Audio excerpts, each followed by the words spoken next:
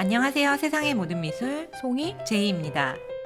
오늘은 캐나다 토론토 출신의 독학 예술가이며 이제 막 예술계의 주목과 비평가들의 찬사를 받기 시작한 매튜 웡에 대해 알아보겠습니다. 매튜 웡은 1984년 3월 캐나다 토론토에서 태어났으며 7살 때 부모님의 사업 관계로 그들의 고향인 홍콩으로 이주했습니다. 그가 15세 되던 해에 그의 자폐와 특장의 치료 및 교육을 위해 다시 토론토로 돌아와서 고등학교를 졸업했습니다. 그는 2007년 미국 미시간 대학교에서 문화인류학을 전공하고 학사학위를 얻은 후 오피스에서 잠시 일하긴 했지만 오래가지 못했습니다. 2010년에 그는 홍콩에 소재한 시티 유니버시티 오브 홍콩에서 크리에이티브 미디어 프로그램에 등록해 3년 후인 2013년 사진 석사학위를 획득했으나 점점 사진 작품에 흥미를 잃게 되면서 2013년에서야 그림을 그리기 시작했습니다. 그는 온라인상에서 다른 미술가들과 열띤 대화를 주고받을 정도로 그림에 푹 빠졌으며 도서관에 가서 피카소, 고흐, 마티스 등 대가의 작품들을 보며 그림의 테크닉을 독학으로 배웠습니다. 2015년 매튜 웡은 홍콩 비주얼 아트 센터가 주최하는 단독 전시를 가졌습니다.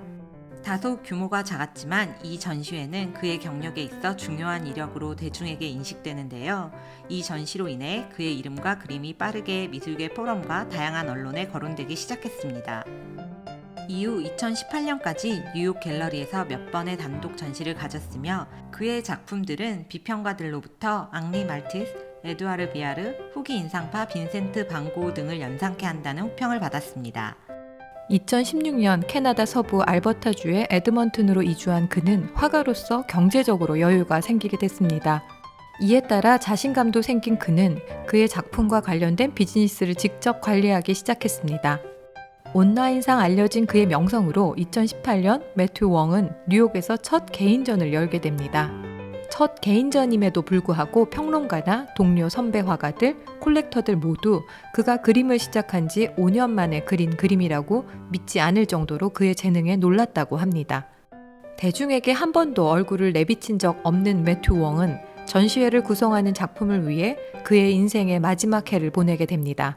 그의 마지막 전시 블루의 대부분 작품들은 2018년 가을과 2019년 겨울 자신의 어머니와 함께 시칠리아를 여행하던 중 산책하며 목격한 광경들을 나타냈다고 합니다. 하지만 안타깝게도 그는 뉴욕 갤러리에서 2019년 11월에 열린 블루 단독 전시회를 한 달 앞둔 10월 35이라는 젊은 나이에 에드먼튼에서 자살로 그의 생을 마감합니다. 그의 작품은 작년 한 해 미술시장에서 핫했는데요. 작년 6월 소더비 뉴욕 경매에서는 놀라운 기록이 나왔습니다. 작품 The Realm of Appearance가 경매 예상가를 훨씬 뛰어넘는 2,500% 높은 가격인 182만 달러, 하나로 약 20억 원이 조금 넘는 가격에 낙찰되었습니다.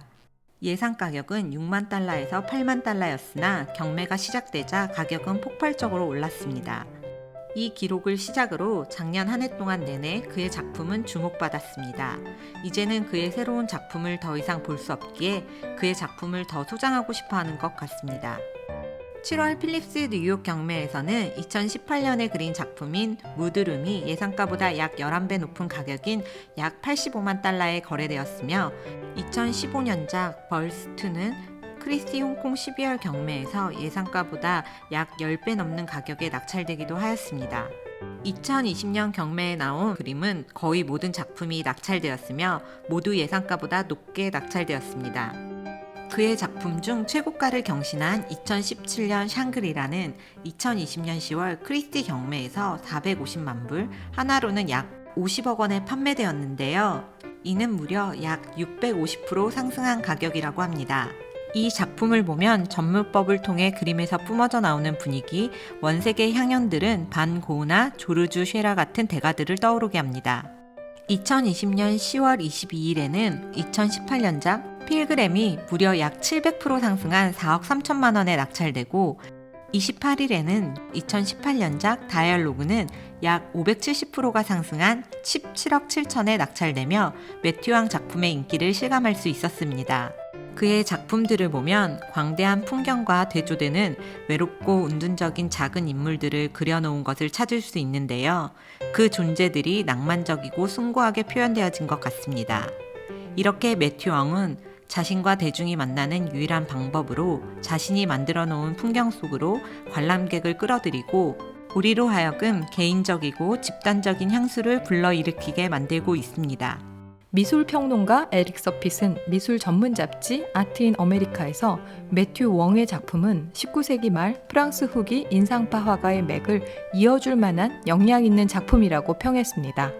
후기 인상파 화가들의 작품의 밝은 원색과 신비스러운 주제를 환기시켜주는 그의 작품은 에너지와 열정이 넘치지만 멜랑콜리와 고독이 배어있다라고 덧붙였습니다.